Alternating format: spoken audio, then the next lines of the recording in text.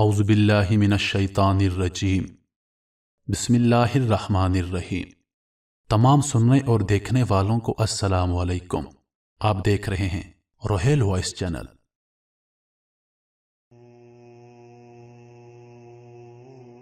محترم عزیزو، بحیثیت مسلمان اور بحیثیت پاکستانی ہم سب کا یہ حق بنتا ہے کہ ہم اپنے آپ کو اپنی تاریخ سے آگاہ رکھیں، چاہے وہ اسلامی تاریخ ہو یا پھر برصغیر کے مسلمان بادشاہوں کی تاریخ۔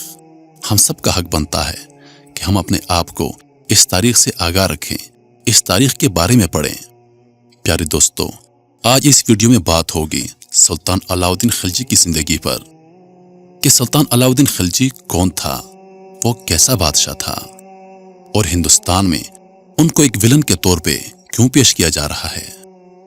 یہاں ایک بات بتانا ضروری سمجھوں گا کہ ہندوؤں نے 900 سال تک مسلمانوں کی غلامی کی ہے، اور یہ بات وہ کبھی بھی ہضم نہیں کر سکے اور نہ ہی کبھی ہضم کر پائیں گے۔ اس لیے انہوں نے برصغیر کے مسلمان بادشاہوں کے خلاف طرح طرح کے سازشیں رچائی ہیں، ان کی کردار کشی کی ہے، حالانکہ حقیقت میں ایسا کچھ بھی نہیں ہے۔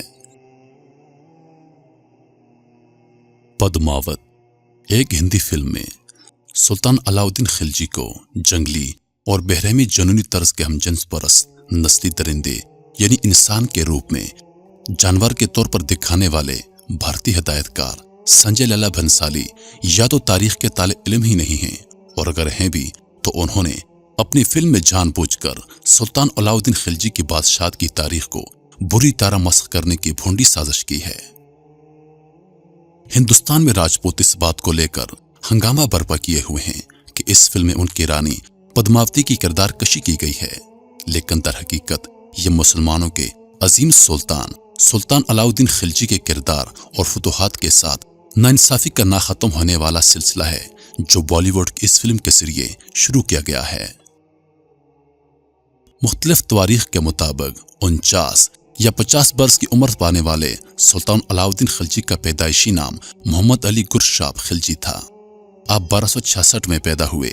آپ کی جائے پیدائش دلی شہر بتایا جاتا ہے، جبکہ بعض مورخین دلی کے نواحی علاقوں یا ترکی کا حوالہ دیتے ہیں۔ علی گرشاب عرف علاء الدین خلجی کا بچپن ہی سے تعلیم سے زیادہ توجہ سامان حرب، تلوار زنی، نیزہ بازی اور گھڑ سواری کی جانب راغب تھا۔ یہی وجہ تھی کہ انہیں 9 عمری میں ہی بڑے بڑے عہدوں سے نواز دیا گیا۔ مانا کہ علاء الدین خلجی کم تعلیم یافتہ تھے، لیکن مسلم تواریخ کے اکثر مورخین نے انہیں انتہائی نڈر، بے باک، سلجھا ہوا اور انسان دوست بادشاہ شمار کیا ہے۔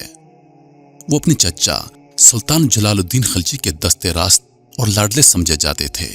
یہی وجہ تھی کہ جلال الدین خلجی نے سایہ شفقت میں لیتے ہوئے اپنی بیٹی کا ہاتھ آپ کے ہاتھ میں دیا۔ راجپوتوں، ہندوتوا سے متاثر مورخین سلطان علاء الدین خلجی کو ہی اپنے چچا جلال الدین خلجی کا قاتل مانتے ہیں، لیکن مسلم ثقافت اور سلطان علاء الدین خلجی کی فتوحات کے عینی شاہدین کے مطابق جلال الدین خلجی کے قاتل 2 افراد تھے، جو نہیں چاہتے تھے کہ جلال الدین خلجی شہنشاہ کے مستند پر مزید برجماد رہیں۔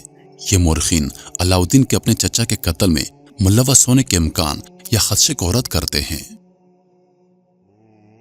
لکھنے والے لکھتے ہیں کہ سلطان علاء الدین خلجی اپنے آپ، اپنے اسلوب اور اپنے فن و ہنر میں یکتایت کی وجہ سے اپنے دور کے سکندر اعظم سے کم نہ تھے۔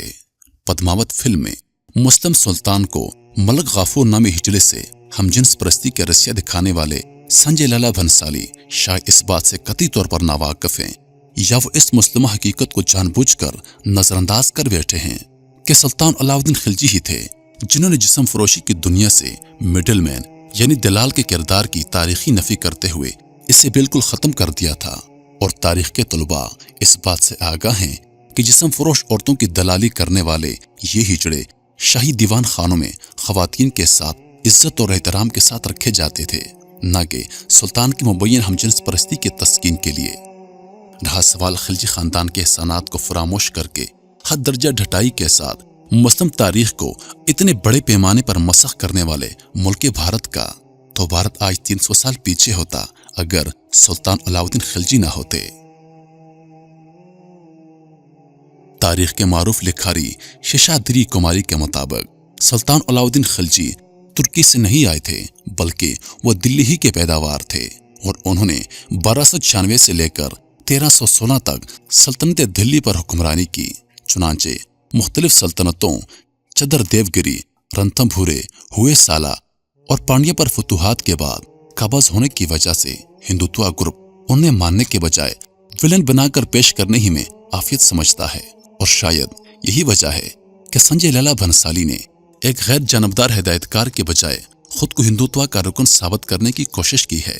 سچ تو یہ ہے کہ ہندوستان سلطان علاؤدین خلجی کا مکروز ہے۔ اگر سلطان نہ ہوتے تو منگول بھارت کو کہیں کا نہ چھوڑتے۔ منگولوں کی چغتائی کنیڑ نے ہندوستان پر حملہ کیا تو علاؤدین خلجی کے دور بادشاہت میں کم و بیش 5 بار شکست فاش سے دوچار ہوئے۔ 1298 میں خلجی کے زیر سایہ الوغ خان کی قیادت میں منگولوں کے 20,000 لوگ مار دیے گئے اور ہندوستان کو دشمن کے شدید ترین حملے سے بچا لیا گیا۔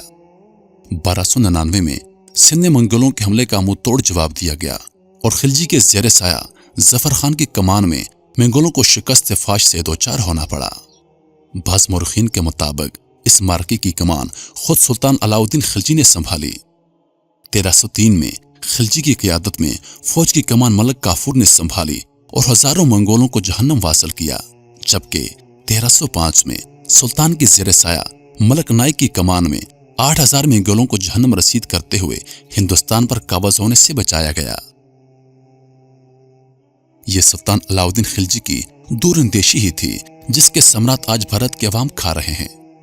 اب آپ کو یہ بتاتے ہیں کہ منگول ہندوستان کے لیے اتنا بڑا خطرہ کیسے تھے۔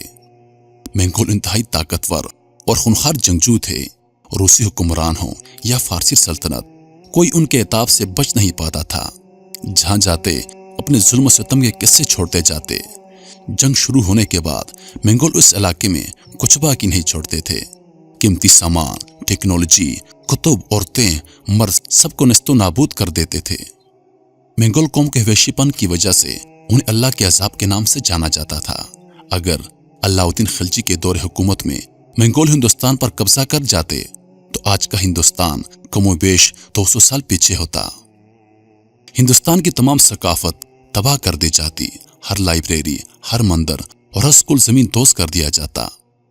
اس کی عظیم مثال شہر بغداد ہے۔ ہلاکو خان نے جب بغداد پر قبضہ کیا تو پورے کے پورے شہر کو ملیامیٹ کر دیا۔ عباسی دور کی تمام لائبریریوں کو ایسے برباد کیا کہ ان کا نام نشان تک نہ چھوڑا۔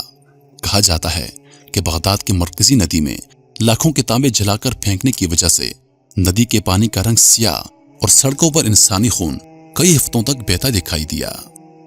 ان منگولوں کے حملوں کا اگر درست جواب دیا تو سلطان علاؤدین خلجی اور ان کے سپہ سالاروں نے دیا، جنہوں نے دوبارہ پلٹ کر ہندوستان کی جانب پیش قدمی کی ہمت نہیں کی۔